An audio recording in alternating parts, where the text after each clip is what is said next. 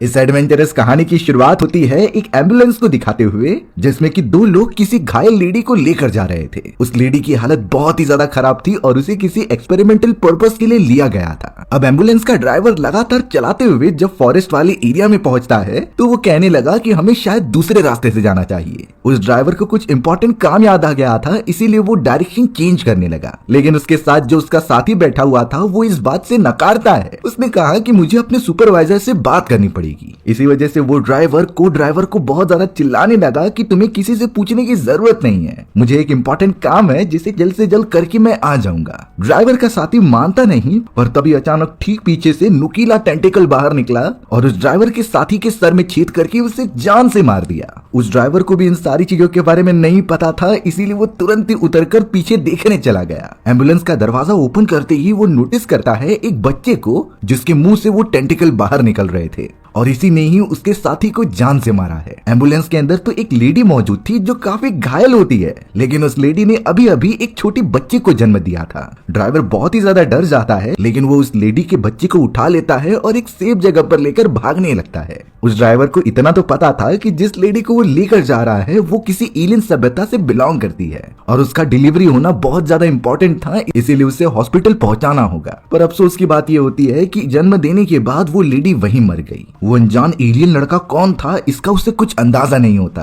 Driver तो उस लड़की को सभी के नजरों से छुपाकर कहीं दूर लेकर चला गया। अब हमें यहाँ पर एजेंट बेन दिखाए जाते हैं जो इस केस के हेड थे। उन्हें जब पता चला तो वो इन्वेस्टिगेशन करने के लिए उस फॉरेस्ट वाले इलाके में आ गए और चेक करने पर यही सामने आया कि वो लेडी मर चुकी है और उसका बेटा गायब हो चुका है। इसी वजह से एजेंट बेन ने अपने साथियों को कहा कि इसकी बॉडी को जला दो, क्योंकि इसके अंदर एलियन डीएनए मौजूद है और अगर ये एलियन डीएनए फैलता रहा तो बहुत मुसीबत आ जाएगी। उस एलियन वाली लेडी की बॉडी को जलाकर सारे सबूत मिटा दिए जाते हैं। अब कुछ दिनों बाद हमें वही ड्राइवर दिखाया जाता है जो कि यूनिवर्सिटी में पढ़ाया करता था। उसका एक्चुअल नाम डॉक्टर एडवर्ड होता है। डॉक्टर एडवर्ड अपने सारे स्टूडेंट्स को बहुत अच्छी तरीके से स्टडी कराते थे। उनके पास तो बहुत ही अच्छा नॉलेज भी होता है, लेकिन असली सच्चाई तो तब पता चली जब डॉक्टर एडवर्ड अपना क्लास खत्म करके घर पर आ रहे थे। उनके घर से ही अटैच एक लेबोरेटरी होती है जिसमें बहुत सारे एडवांस मशीन्स और कई सारे एक्सपेरिमेंटल चीजें रखी गई थी। यानी डॉक्टर एडवर्ड सिर्फ टीचिंग नहीं करते थे बल्कि वो एक वैज्ञानिक होते हैं। और डॉक्टर एडवर्ड की उस लेबोरेटरी के अंदर एक छोटी बच्ची भी दिखाई जा रही थी। इस बच्ची का नाम सैरा होता है और ये और कोई नहीं बल्कि वही लड़की थी जिसे कि डॉक्टर एडवर्ड ने उस एलियन लेडी से लिया होता है। यानी कि सैरा के अंदर भी एलियन डीएनए मौजूद है और तभी से ही डॉक्टर एडवर्ड उसे पाल रहे हैं और बड़ा कर रहे हैं। इन सभी एलियन डीएनए से बने हुए इंसानों की ग्रोथ नॉर्मल इंसानों से कई ज्यादा थी, क्योंकि सैरा को पैदा हुए कुछ ही दिन होते हैं, बट उसका शरीर किसी 10 साल की लड़की जैसा दिखाई दे रहा था। इन्हीं चीजों के ऊपर अब डॉक्टर एडवर्ड को रिसर्च करना था और सारे एलियन डीएनए की एबिलिटीज को एक्सट्रैक्ट करके इंसानों में डालना था। अब एक दिन एडवर्ड के पास एक बहुत ही बूढ़ा आदमी आता है जिसकी हालत बहुत ज्यादा खराब दिख रही थी। थोड़ी देर बाद पता चलता है कि ये आदमी वही मोटा बच्चा था जिसने डॉक्टर एडवर्ड के साथी को एम्बुलेंस में मार दिया होता है। ये भी बहुत जल्दी बड़ा हो गया और उसकी बॉडी पर अजीब तरीके के निशान बन गए थे। डॉक्टर एडवर्ड नहीं समझ पाते कि एलियन डीएनए होने के बावजूद इसके बॉडी में इतनी वीकनेस क्यों आ रही है। वो आदमी बहुत ही ज्यादा तड़पने लगा और वहीं पर गिरकर उसके बॉडी में छेद होने लगते हैं। थोड़ी देर में ही वो बुरी तरीके से मारा गया और बड़े बड़े टेंटिकल्स उसकी बॉडी से निकलने लगे। यानी कि एलियन डीएनए से बना हुआ वो आदमी के लाइफ साइकिल पूरा हो चुका था। डॉक्टर एडवर्ड इन चीजों को बेकार नहीं जाने देने वाले थे। उन्होंने उस एलियन डीएनए से बने हुए लड़के को रिसर्च के अंदर ले लिया और उसके बॉडी के हर एक चीजों पर एनालिसिस करने लगे। उन्हें समझ में आ गया था कि एलियन डीएनए भले ही कितना भी स्ट्रॉन्ग हो, लेकिन एक समय के मैच्योरिटी पीरियड के बाद उनका लाइफ साइकिल पूरा हो जाता था। थोड़ी देर के अंदर डॉक्टर एडवर्ड के पास उसका ही एक ब्राइट स्टूडेंट डीन आ जाता है।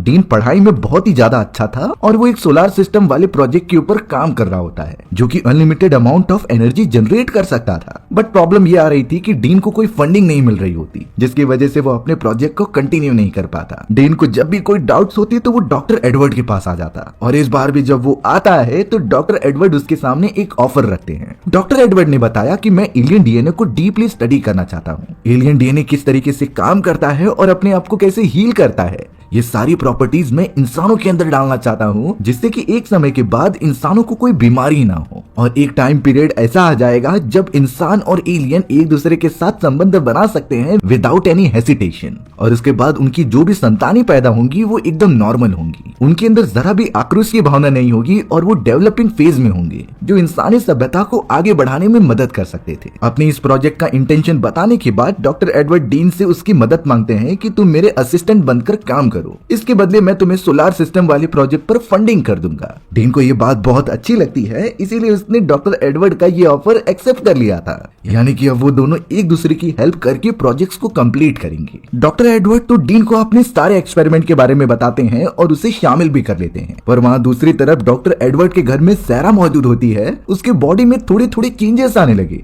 यानी कि वो एक ऐसे स्टेज पर पहुंच चुकी थी जहां पर वो बड़ी हो जाएगी और उसके सारे बॉडी पार्ट्स एकदम से ग्रोन हो जाएंगे। धीरे धीरे सैरा एकदम से चेंज होने लगी और बदल जाती है एक कुकून के अंदर, यानी कि वो अपनी डेवलपिंग फेज में है। थोड़े ही समय में सैरा का वो कुकून टूट गया था और वो पूरा एक नौजवान लेडी हो जाती है। सैरा को यहाँ पर कुछ नहीं पता था, इसीलिए वो एकदम शांति से बाहर जाकर देखने लगी। उसी वक्त डॉक्टर एडवर्ड के घर पर उसके एक सीनियर ऑफिसर जिनका नाम माइक होता है वो आ गए थे। वो जब घर के अंदर पहुंचते हैं तो सैरा ठीक उनके सामने खड़ी थी। सैरा तो माइक को सीड्यूस करने की कोशिश करती है, लेकिन जब उन्हें पता चला कि माइक को डायबिटीज की बीमारी है तो सैरा ने खुद ही उसके पास आने से मना कर दिया, क्योंकि एलियन डीएनए कभी भी उन इंसानों से संबंध नहीं बनाते जिन्हें कोई बीमारी हो। इस बात से माइक को एकदम गुस्सा आने लगा और अब तो वो सैरा के साथ जबरदस्ती करता है। सैरा को भी बहुत ज्यादा गुस्सा आने लगा, इसीलिए वो अपने असली एलियन रूप में आ जाती है और दो नुकीले टेंटिकल निकालकर वो माइक के बॉडी में घुसाकर उसे मार देती है। अब यहाँ पर सैरा ने जब अपने एलियन टेंटिकल्स की मदद से आसपास के एरिया में चेक किया तो उसे पता चलता है कि उसी के जैसे एलियन डीएनए रखने वाले और भी लोग मौजूद हैं। तो उसका मन होने लगा कि वो उनके पास जाकर उनके साथ संबंध बनाए। सैरा तो अब सीधा निकल पड़ी थी उस घर से काफी ज्यादा दूर। वहीं डॉक्टर एडवर्ड जब डीन के साथ अपने घर पर पहुंचता है तो उन्हें माइक की डेड बॉडी दिखाई गई और तो और सैरा को वो कुकून का पार्ट दिखाया गया होता है जिसमें से वो ग्रोन होकर बाहर निकली।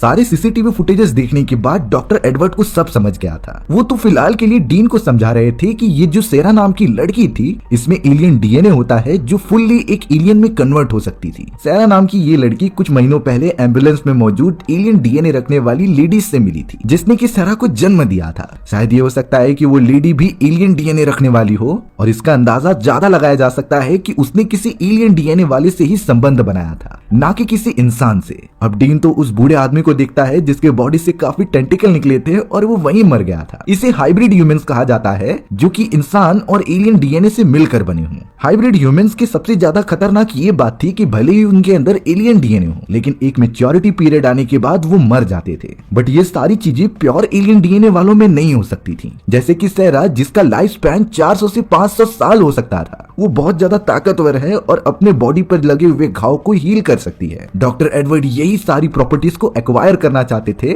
और हाइब्रिड ह्यूमंस के अंदर इस मैच्योरिटी फेज वाले प्रॉब्लम को सॉल्व करना चाहते थे। साथ ही साथ वो एलियंस के अंदर जो गुस्सा भरा हुआ है उसे मिनिमाइज करने का भी प्रोसेस करेंगे। डॉक्टर एडवर्ड तो डीन के साथ अपने रिसर्च पर लग गए और सारी इन्फॉर्मेशन कलेक्ट करने लगे। वहीं दूसरी तरफ हमें सैरा दिखाई गई जो एक पार्टी में मौजूद होती है। उसने तो अपना काम चालू कर दिया था, यानी कि अलग अलग इंसानों को ढूंढकर उनसे संबंध बनाना। लेकिन प्रॉब्लम ये होती है कि सैरा जिन जिन लड़कों को चुन रही थी उन्हें कोई जेनेटिक डिसीज मौजूद था, इसी वजह से उनके साथ क्लोज नहीं हो पाती और रिजेक्ट कर देती है। लगातार बीमार लड़के मिलने के कारण सैरा परेशान होकर एक बेंच पर बैठी हुई थी। थोड़ी देर के अंदर सैरा के पास एंजेला नाम की एक लेडी आती है जिससे कि सैरा एकदम लाचार लगने लगी, इसीलिए वो सैरा को अपने घर पर ले जाने की बात करने लगी क्योंकि काफी रात हो चुकी होती है। सैरा भी अब एंजेला के साथ कार में बैठ गई, पर जैसे ही वो रेलवे ट्रैक से दूसरी तरफ जा रहे थे तो सैरा को तुरंत ही दूसरे एलियन का सेंसिंग हुई, इसीलिए सैरा उतरकर वहां रेलवे ट्रैक पे खड़ी हो जाती है। जो ट्रेन जा रही थी उसी के अंदर से उसे सिग्नल मिल रहे थे। सैरा उसका पीछा करने लगी पर ट्रेन की स्पीड ज्यादा होने के कारण वो नीचे गिर जाती है और उस पूरे प्रोसेस में सैरा का हाथ ही कट गया था। पर सैरा तो एलियन डीएनए वाली प्योर एलियन थी जिसका हाथ अब वापस से रीग्रोथ होने लगता है। ये सारी चीजें एंजेला ने अपनी आंखों से देख लिया और वो बहुत डर कर वहां से अपनी कार लेके भाग गई। सैरा वहां से ट्रेवल करते हुए एक होटल तक पहुंचती है। उसने एक आदमी को देखा जो एक कमरा बुक कर रहा था और अब वो उसी के पीछे अंदर तक चली गई। सैरा जब उस आदमी की तरफ देखती है तब उस आदमी की आंख लाल कलर की चमक रही थी, वहीं दूसरी तरफ सैरा की आंखें ब्लू होती हैं। दोनों एक दूसरे को समझ गए कि इनके अंदर एलियन डीएनए मौजूद है, इसीलिए एक दूसरे के पास आ जाते हैं। बट सैरा थोड़ी देर बाद उस आदमी से संबंध बनाने से मना कर देती है क्योंकि उसे कुछ बीमारी है और वो बीमार लोगों के साथ ये सब नहीं करती। इसी वजह से सारा उस आदमी को रिजेक्ट करते हुए वहां से कहीं दूसरी तरफ चली गई। बात ये होती है कि उस आदमी के अंदर एलियन डीएनए तो था, लेकिन वो हाफ ब्रीड होता है, यानी इंसान की डीएनए और एलियन डीएनए कंबाइन होने के बाद जो बच्चा तैयार होता है वो ये था। और मैच्योरिटी फेज आने के बाद ये हाफ ब्रीड ह्यूमंस मर ही जाते थे। यही रीजन था कि सारा ने उसे रिजेक्ट कर दिया और वो सीधा पहुंच जाती है डॉक्टर एडवर्ड की लेबोरेटरी में, क्योंकि यही उसका घर था और यहीं से उसने अपनी जिंदगी की शुरुआत की थी। डॉक्टर एडवर्ड ने डीन को सब कुछ बता कर ही रखा था, इसी वजह से अब वो सारा के ऊपर पूरी टेस्टिंग करने लगे। डॉक्टर एडवर्ड और डीन सारा से रिलेटेड सारी रिपोर्ट्स अपने पास रख रहे थे, पर यहाँ एडवर्ड ने बिना डीन को बताए कुछ एक्सट्रैक्ट किया था सारा की बॉडी से। इसके बारे में वो किसी को कुछ भी नहीं बताता। अब अचानक डॉक्टर एडवर्ड की लेबोरेटरी में एक खतरनाक एलियन आ जाता है जिसने सभी पर हमला करना स्टार्ट कर दिया। वो एलियन हाइब्रिड होता है, यानी कि इंसान और एलियन के डीएनए से मिलाकर बनाया गया। उस एलियन ने सारा के प्रेजेंस को महसूस कर लिया था और उसी को ट्रैक करते हुए यहाँ तक पहुंचा है। वो तो तुरंत ही एडवर्ड और डीन को दूर फेंकते हुए सारा के पास आकर संबंध बनाने की कोशिश करता है, लेकिन सारा उसके पास नहीं जाना चाहती थी क्योंकि हाइब्रिड एलियंस हमेशा बीमार ही रहा करते। वो बहुत ज्यादा चिल्लाती है मदद के लिए, इसीलिए डॉक्टर एडवर्ड अपने पास जो वेपन्स रखे गए थे उससे हाइब्रिड एलियन को मारने की कोशिश करता है। एडवर्ड और डीन ने मिलकर हाइब्रिड एलियन को दूर तो कर दिया था, पर हाइब्रिड एलियन ने अपने टेंटिकल्स को निकाला और उसकी मदद से डॉक्टर एडवर्ड के पेट में घुसा दिया। एलियन तो मर जाता है, लेकिन डॉक्टर एडवर्ड भी जिंदा नहीं बच पाते। डीन तुरंत ही घायल पड़ी हुई डॉक्टर एडवर्ड को पकड़ने के लिए गया, लेकिन एडवर्ड अपने आखिरी शब्द यही कह रहे थे कि तुम्हें मेरा अधूरा काम पूरा करना होगा। उन्होंने डीन को बता दिया कि मैंने एक चैम्बर के अंदर सारा के सारे ओवरी और एग्स बाहर निकाल कर रखे हैं, जिसकी वजह से सारा बच्चे पैदा नहीं कर सकती, लेकिन मैं चाहता हूँ कि तुम उसे एनालाइज करके एक ऐसा पार्टनर बनाओ जिससे कि संबंध बनाने के बाद एक परफेक्ट एलियन का बच्चा पैदा हो। इसके सारी डिटेल्स मैंने अपने तिजोरी में रख दिए हैं जहां से तुम फॉलो कर सकते हो। यानी अब से डीन की जिम्मेदारी होगी इस पूरे प्रोजेक्ट को आगे बढ़ाने की। डॉक्टर एडवर्ड के मरने के बाद डीन बहुत ही उदास हो गया और वो हाइब्रिड एलियन के साथ साथ डॉक्टर एडवर्ड की बॉडी को भी जला कर आ जाता है। उसने ये बात सभी से छुपा कर रखी थी और उनकी ही लेबोरेटरी में एक्सपेरिमेंट करने लगा। धीरे धीरे समय बीतता चला गया, पर अचानक एक दिन सारा डीन के पास आती है और उससे कहती है कि मैं तुम्हें पसंद करने लगी हूँ, लेकिन मुझे इंसानों के साथ नहीं बल्कि एक प्रॉपर एलियन के साथ ही संबंध बनाने हैं। तो सारा डीन से कहती है कि तुम अपनी सारी रिसर्च करके मेरे लिए एक ऐसा पार्टनर बनाओ जो कि शायद डॉक्टर एडवर्ड कहना चाहते थे। डीन इन चीजों को एनालाइज तो करता है, पर वो समझ चुका था कि ये एलियन अपने फायदे के लिए मेरा यूज करना चाहते हैं, इसीलिए वो जो भी एक्सपेरिमेंट कर रहा था सारा से छुपा कर रहा था। अब हमें दूसरी तरफ हॉस्टल के अंदर हैरी नाम का एक लड़का दिखाया जाता है जो कि डीन का ही रूममेट हुआ करता था। यहाँ हैरी ने एमिलिया नाम की एक लेडी की प्रोफाइल देखी जो किसी मेडिकल स्टूडेंट को डेट करना चाहती थी। अब यहाँ हैरी को एमिलिया बहुत पसंद आ जाती है, लेकिन उसे मेडिकल वाली चीजें बिल्कुल नहीं पता। तब जाकर हैरी अपने दोस्त डीन के कुछ रिसर्च पेपर्स वहाँ पर सबमिट करता है जो रिलेटेड थे सारा से, और उन सारे रिसर्च पेपर्स को देखने के बाद एमिलिया को पता चल गया कि हैरी एक मेडिकल स्टूडेंट है और वो मेरी मदद कर सकता है रिकवर होने के लिए। यहाँ एक बात पता चली कि एमिलिया भी एक हाइब्रिड एलियन होती है और एक मैच्योरिटी फेज आने के बाद वो भी कमजोर होने लगी थी। तो एमिलिया सोच रही थी कि अगर कोई मेडिकल स्टूडेंट्स के साथ मैं डेट करूंगी तो वो मेरी कमजोरी को ठीक करने का रास्ता निकाल सकता है। एमिलिया को जब पता चला तो वो हैरी के पास तुरंत ही आ गई और उसके साथ क्लोज होने की कोशिश करने लगी। थोड़े ही समय में हॉस्टल के अंदर डीन भी आ जाता है, जिसने सबसे पहले एमिलिया को देखा और उसके मुंह से हाइब्रिड एलियन सुनने के कारण वो समझ चुका था कि एमिलिया भी वही एलियन डीएनए से बनाई गई लेडी है। डीन बहुत ज्यादा डर गया और सीधा दूसरे कमरे में जाकर छुप जाता है, पर तभी एमिलिया को सेंस होने लगा किसी दूसरे एलियन के आसपास होने का, इसीलिए वो जल्द से जल्द बाहर जाकर चेक करने लगी। उसका सीधा नजर सारा की तरफ जाता है और दोनों ही रियलाइज कर चुके थे कि उनके अंदर एलियन डीएनए मौजूद है।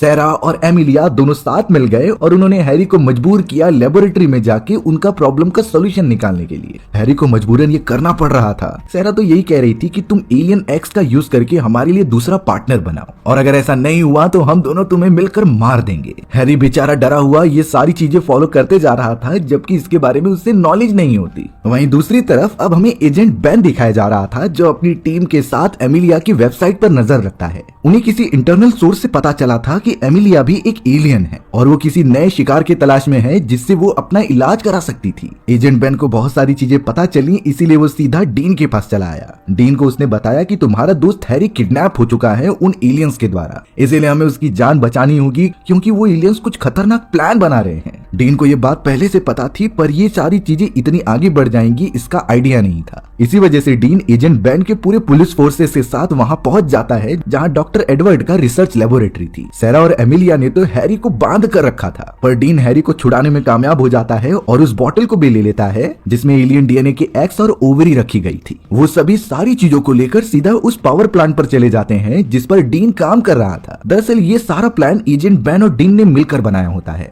उनके हिसाब से अगर हम इस बोतल को लेकर वहां जाएंगे तो सारा और एमिलिया इसका पीछा करते हुए वहां पहुंच सकते थे और उन्हें मारना बहुत जरूरी था। तो हम सोलार पावर प्लांट के अंदर एग्स की बोतल गिराकर उन दोनों को भी उसके अंदर फेंक के जान से मार सकते हैं। जैसे ही वो सभी वहां पहुंचते हैं तो सारा और एमिलिया भी अपने असली वाले एलियन रूप में कन्वर्ट होने लगे और पावर प्लांट के अंदर मौजूद एग्स को एक्वायर करने की कोशिश करने लगे। डीन के हाथ में वो एग्स की बोतल होती है जिससे कि वो अपने पावर प्लांट के कोर के पास जाने लगा और उस बोतल को तुरंत ही उसके अंदर फेंक देता है। डीन को लग रहा था कि इस बोतल को लेने के चक्कर में दोनों ही कोर के अंदर जाकर जल जाएंगे और पूरी तरीके से खत्म हो जाएंगे, लेकिन एमिलिया कोर में कूदने के बजाय सीधा डीन के ऊपर हमला करती है। क्योंकि वो हाइब्रिड थी और उसके अंदर एलियन की उतनी ज्यादा पावर्स नहीं होती, इसीलिए उन एग की मदद से नए एलियन का क्रिएशन होगा तभी भी वो उसके साथ संबंध नहीं बना सकती। पर यहाँ सारा के ऊपर ये चीजें अप्लाई नहीं होती। वो पूरी एलियन थी, इसीलिए अपने पूरे फॉर्म में कन्वर्ट होने के बाद वो एमिलिया पर हमला करती है। इन्हीं चीजों की वजह से एमिलिया और सारा के बीच में एक घमासान लड़ाई होने लगी। दोनों एक दूसरे को जान से मारने की कोशिश करते हैं।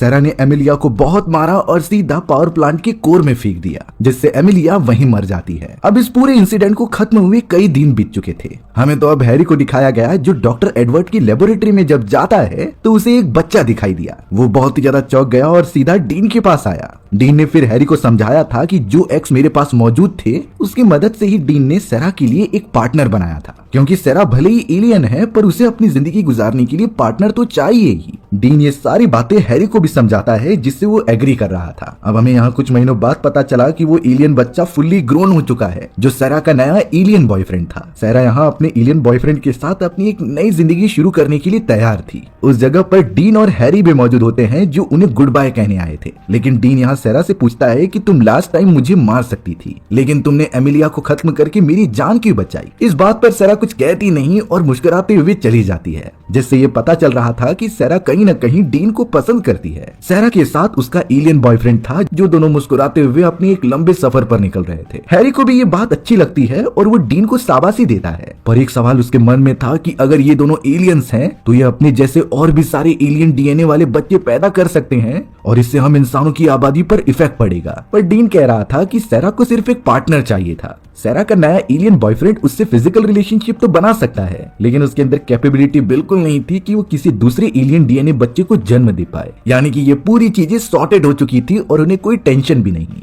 इसी तरीके से हमारी ये एडवेंचरस कहानी यहीं खत्म हो गई। सो व्यूअर्स, आपको ये स्टोरी कैसी लगी कमेंट सेक्शन में बताना भूलना मत। और अगर आपको मेरा एक्सप्लेनेशन 1% भी अच्छा लगा होगा ना तो वीडियो को लाइक एंड चैनल को सब्सक्राइब जरूर कर देना। मिलते हैं इसी तरीके की मजेदार वीडियोस में, तब तक के लिए बाय बाय।